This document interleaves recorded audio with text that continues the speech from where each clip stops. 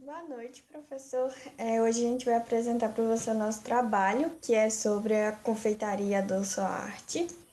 O nosso grupo é composto pela Dara, por mim, Eduarda Souza, o Diogo Henrique, o Gabriel Gonzaga, o Gabriel Fidelis e o Marcos Lopes.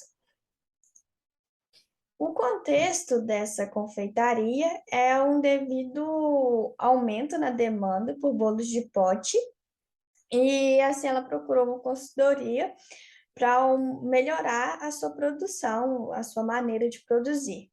Então, o foco principal do nosso projeto aqui é propor reduzir os custos relacionados à produção e garantir essa nova demanda prevista.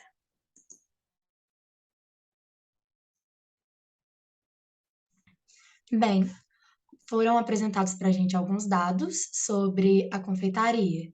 Para começar, a demanda diária de bolos produzidos, né? A princípio, apenas de chocolate. Aí a gente apresentou os dados, né, com essas informações e o valor de preparação, o custo unitário e o custo de estocagem. Agora, para modelagem, a gente definiu como P o último período do horizonte de planejamento. Como variáveis, a gente tem o X, né, que se refere à quantidade produzida no período T, o S, que se refere à quantidade em estoque ao final do período T, e o Y, que seria a nossa variável binária. Ela assume o valor de 0 ou 1, caso tenha ou não produção nesse período.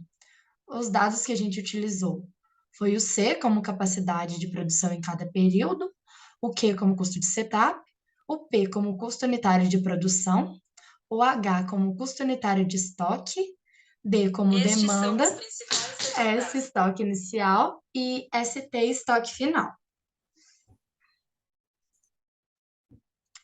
Agora, como modelagem, a gente definiu essas restrições, né? A primeira, ela é referente ao balanço de estoque, onde o estoque no período T, somado à demanda, é igual à da produção no período. Isso é somado no estoque final do período anterior. A segunda restrição, ela tem como objetivo limitar o estoque final a zero. Os itens 3 e 4 têm como objetivo restringir a produção e o estoque nos T períodos, segundo os limites já definidos. As restrições 5 e 6, elas indicam que o estoque na produção não podem ser negativos. E a restrição 7, ela define a variável de preparação como binária. Como resultado da primeira parte, a gente conseguiu ver que a confeitaria ela consegue atender essa nova demanda de bolos de chocolate. E não só isso, mas ela também consegue produzir além, estocando parte do produto ao longo da semana. E a gente apresenta aqui a tabela com a quantidade produzida e a quantidade estocada. Dá para ver que terça, quarta e quinta ela consegue produzir além da demanda, gerando um estoque. E o custo, né, dessa produção ao longo da semana, de maneira minimizada, é de 3.647,50. Agora, partindo para a parte 2 do trabalho, o negócio em si se expandiu para uma pequena rede de confeitarias. E agora, além de, ao invés de uma loja, são uma matriz mais duas filiais. Além disso, as confeitarias agora, antes era só produção somente com bolo de chocolate, e agora também produzem bolos de ninho, morango e creme. Com essas informações, além dessas informações, a gente sabe que ainda é possível fazer a estocagem de bolos na matriz e nas filiais. Foi considerado, então, um período de 7 dias, pois a produção dos bolos pode ser diária e em qualquer dia da semana. Agora estão presentes aí os dados de cada loja, além do para cada sabor de bolo e para cada dia da semana, presentes na tabela. Essas duas tabelas aí também é a tabela que fala sobre a capacidade e custo de estocagem em cada confeitaria e o custo em reais de produção por tipo de bolo.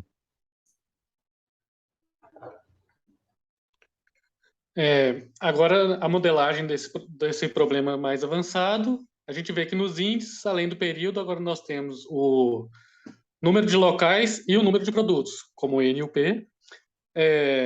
As variáveis que agora elas vão ser em função de IJK, que seria em função do período, do local e do produto.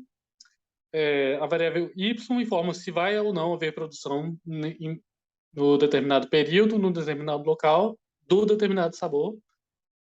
O x, a mesma coisa, só que a quantidade de produtos que vai ser produzida, e o S, o estoque. Os dados agora são o P, ele vai ser o custo unitário, ele vai ser em função do K, vai ser em função de cada tipo de produto. O H, ele é o custo de estoque e ele vai ser em função de cada local. O que é o custo de setup de cada produto. O C é a capacidade de produção em cada período. E o D, ele é a demanda por período, que ele é a demanda também em função de IJK. Aí o resultado vai ser minimizar o somatório dos custos de produção mais os custos de estoque mais os custos de setup. As restrições, assim como no outro, eles são a primeira e a segunda são restrições de demanda e de estoque, que precisa ter o estoque no anterior para suprir a demanda. A restrição 3, ela é a restrição de capacidade, que você só pode produzir no máximo a capacidade de cada local. A restrição 4, ela é que o limite de estoque, que não pode ser superior a ST, que ST vai variar para cada local. E também a segunda restrição é que não pode ser maior do que 150 o estoque. A restrição 6, ela é de não negatividade, e a restrição 7 que é booleana de se vai ou não haver a produção. A seguir os resultados, dá para você ver a produção de chocolate, temos os resultados na matriz de cada sabor, de cada produto, quanto foi o estoque, em seguida os resultados na filial 1 e na filial 2. Como nós podemos ver que a confeitaria consegue atender a nova demanda nos diferentes tipos, o custo desse atendimento da demanda vai ser R$ 78.387.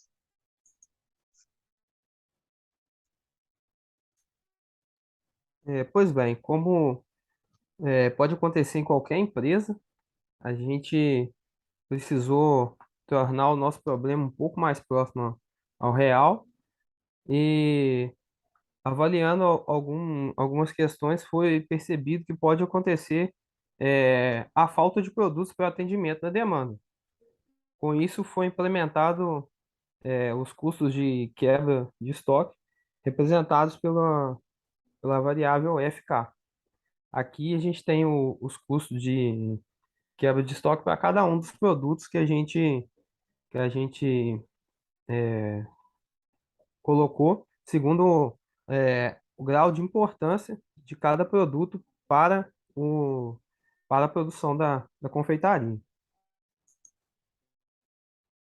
Na modelagem, a gente adicionou aí a variável FK, que ela vai quantificar o custo de deixar de atender a demanda de acordo com cada produto. Então, a gente mexeu basicamente nas restrições 1 e 2, enquanto as outras permaneceram inalteradas. A gente pode perceber que nos resultados, no geral, a ocorrência de estoque diminuiu, mas a ruptura de estoque ela foi bem mais recorrente. Algumas variáveis apresentaram os valores mínimos que a gente estabeleceu de produção, porque os custos de atendimento à demanda acabavam sendo maiores do que o custo de não atendimento. Aqui a gente tem os resultados da filial 1, que segue o mesmo padrão, e o da filial 2 também.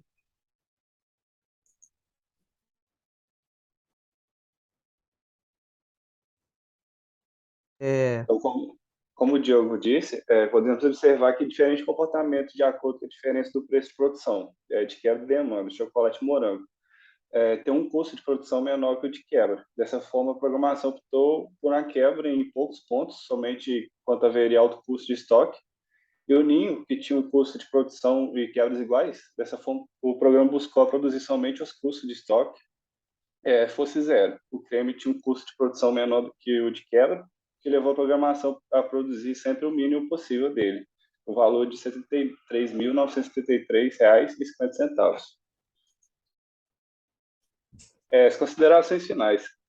A realização do presente trabalho foi de suma importância para a confeitaria, se for levar em consideração, pois a questão é elaborada um modelo matemático que engloba tudo que está envolvido no problema identificado, e os modelos citados teve como objetivo minimizar os custos da produção dos bolos e atender às novas demandas da empresa.